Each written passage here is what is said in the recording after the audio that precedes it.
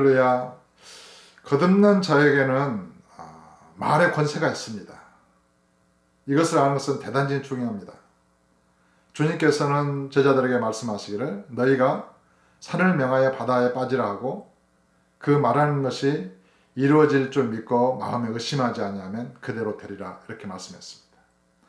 큰 배가 작은 키로 그 항로를 결정합니다. 혀는 이 인생을 결정하는 키와 같습니다. 그 혀에서 말하는 말은 천지를 움직이는 권세가 있습니다. 이걸 이해할 필요가 있습니다. 저와 여러분의 거듭난 자의 본질은 하나님의 말씀의 씨로 태어났다고 이렇게 기록됐지 않습니까? 하나님으로부터 태어난 우리는 하나님의 말씀의 씨로, 말씀으로 태어났기 때문에 본질적으로 우리는 말로 이루어져 있습니다. 그러므로 내가 하는 말은 사실은 내가 만들어내는 말이 아닙니다. 내 안에 충만된 그리스도로부터, 그리스도의 말씀으로 이루어진 내 자신으로부터 나오는 생명의 말인 것입니다.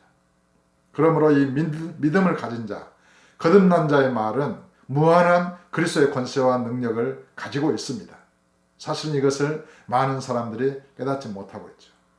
그리고 하나님께서는 진실로 그리스도의 사랑의 마음, 다른 사람을 긍휼히 여기고 불쌍히 여기고 또 하나님의 뜻대로 말을 하고자 하는 그러한 선하신 뜻을 가진 자에게만 이 말의 권세를 알게 해주십니다. 왜냐하면 많은 사람들이 악한 마음을 가지고 이 권세를 사용하게 되면 이 세상이 어떻게 되겠습니까? 그러므로 아무리 원하고 원해도 그 마음이 그리스도의 마음과 연합되어 하나 되지 않은 사람은 이 말의 권세를 사용할 수 없게 됩니다. 또 그리스도인들은 다른 사람을 저주하지 말라 이렇게 말합니다. 그 권세가 있기 때문에 그런 것입니다. 다른 사람을 저주하게 되면 저주받을 사람은 그 저주를 받게 되는 것이고 저주받지 않을 사람에게 저주를 하게 되면 그 저주가 자신에게로 돌아오기 때문입니다.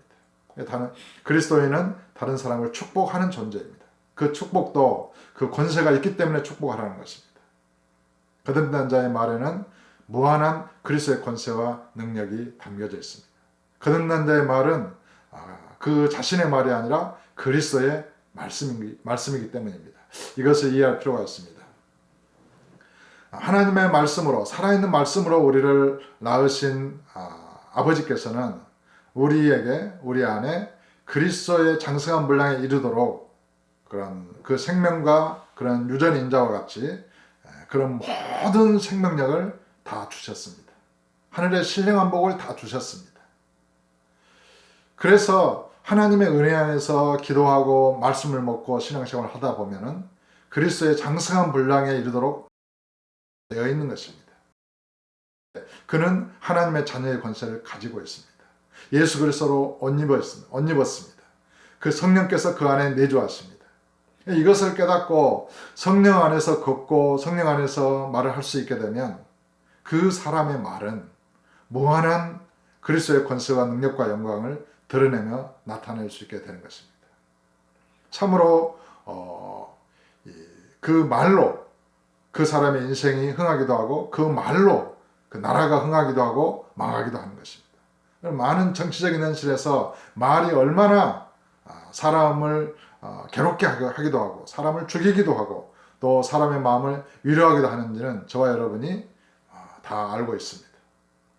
그러므로 우리 예수 그리스도를 믿어 구주로 믿어서 거듭난 저와 여러분은 우리의 말을 잘 사용하고자 하는 그러한 의지를 가지고 기도해야 되겠습니다. 주님께서 말씀하시기를 내가 이른 말이 영이요 생명이다 이렇게 말씀하셨습니다. 내가 하는 말은 나의 말이 아니요 나를 보내신 아버지의 말씀입니다. 우리는 어떻게 우리가 하는 입술의 말을 그렇게 권세 있게 사용할 수 있을까요? 첫째는 내가 예수 그리스도를 믿는 자임을 확신해야 됩니다. 그러므로 나는 주님의 말씀과 하나이고 주님의 말로 이루어져 있고 주님의 말씀으로 가득해져 있다. 그 말은 나와 예수님이 하나이기 때문에 내 생각, 나의 감정, 의지가 주님의 말씀으로 믿음으로 가득해져 있다는 전제가 필요합니다. 주님이 내 안에 내가 주님 안에 나는 주님으로부터 났고 이런 믿음 안에서 있을 때에 이 육체의 의식 무의식 안에는 사실은 내가 다 죽어서 없어졌고 죽은 아담에 속했던 모든 것들, 마귀가 사용했던 모든 죽어있는 것들을 다 제거하게 되고 깨끗하게 되면 거룩한 하나님의 성전이 되지 않습니까? 그럼 이 거룩한 성전된 이 몸에는 내가 주인이 아닙니다. 옛사람으로 있었을 때는 내가 이 몸의 주인이었고 인생의 주인이었지만 내가 죽었지 않습니까? 그리고 나는 그리스도 안으로 들어왔습니다. 이제 이 몸에는 그리스도께서 사십니다. 그래서 그리스도로 말미암아 성령으로 말미암아 나는 이 몸 안에 살아있을 수 있는 것입니다. 나와 성령님 한 영으로서 이 몸 안에 살아있습니다. 그러면 이 몸 안에 이 의식과 무의식의 기관이 있는데 거기에 성령으로 충만해 있다고 상상을 해보십시오. 수십 쪽에 되는 뇌세포, 신경 이런 부분에 진리의 말씀과 성령으로 충만해 있다고 생각해 보십시오. 우주와 같이 광대한 이 무의식에 또 인간의 그런 광대한 세포 하나하나에 원자에 이르기까지 성령으로 말씀으로 충만해 있다고 상상을 해 보십시오. 거기서 나오는 말이 누구의 말입니까? 바로 그리스도의 말씀인 것입니다. 거기서 생각하는 생각이 누구의 생각입니까? 주님으로부터 오는 생각을 생각하는 것입니다. 이것을 과학적으로 증명한 예가 있습니다. 우리가 어떤 것을 결정을 한다 합시다. 연필을 놓고 색깔이 있는 연필을 놓고 어떤 것을 집으려고 마음을 먹기 전에 이미 뇌는 어떤 것을 집도록 결정하고 있다는 것입니다. 그것이 몇 초 전에 이루어진다는 것을 과학자들은 밝혀낸 것을 여러분들은 알고 계실 것입니다. 저는 이것을 주님과의 관계에서 생각해 봤습니다. 만약에 육체가 어떤 것을 결정하고자 할 때에 그 안에 내면에 무한한 그리스도께서 미리 결정한 것을 결정하는 것이라면 충분히 가능하지 않습니까? 나와 성령께서 하나인데 내가 어떤 것을 결정하기 전에 성령께서 미리 결정한 것을 내가 결정하는 것이라면 사실은 우리는 주님을 떠나서는 아무것도 할 수 없습니다. 너희는 나를 떠나서는 스스로 아무것도 할 수 없느니라. 주님은 말씀하셨습니다. 주님께서도 나는 아버지를 떠나서는 아무것도 스스로 할 수 없노라라고 말씀하셨습니다. 우리의 존재는 주님과 연합되어 있고 주님으로부터 오는 그런 생명의 흐름 속에 있는 것입니다.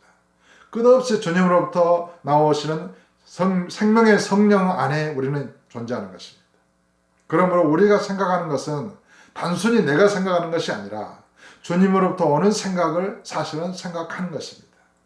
그것이 이제 혼란이 일어날 때는 이 육체로부터 옛사람 마귀가 어떤 것을 이렇게 유혹해 올 때 그것이 잡음이 생길 수 있고 또 어떤 통로에 막힘이 있을 때 어떤 주님과의 관계에서 믿음의 막힘이 있거나 죄악된 것을 마음에 품고 있거나 그럴 때는 어떤 문제가 생길 수 있습니다.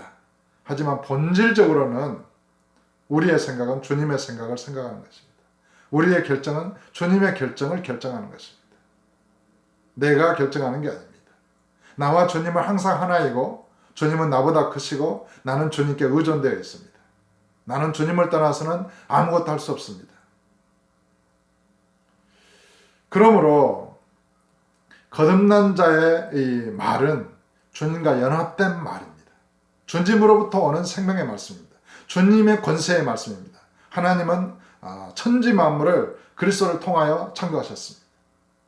말씀으로 창조하셨습니다. 그런데 그 말씀으로부터 그리스도로부터 내가 낳고 그리스도와 하나 되어 연합되어 있고 성령으로 충만된 내가 어떤 말을 할 때 그리스도께서 주시는 생각과 마음으로 말을 한다면 그 말은 누구의 말이 되겠습니까? 바로 그리스도의 말씀이 되는 것입니다. 실제로 성경은 너희가 무슨 말을 하든지 하나님의 말씀을 하는 것처럼 하라 이렇게 기록되어 있지 않습니까? 진실로 저와 여러분의 존재가 속사람이 모든 그런 존재가 하나님의 말씀으로 이루어졌다는 것을 믿을 필요가 있습니다. 그걸 믿어야 합니다. 그러면 우리가 하는 모든 말은 그리스도의 말씀이 되게 됩니다. 주님의 말씀을 말하는 것입니다.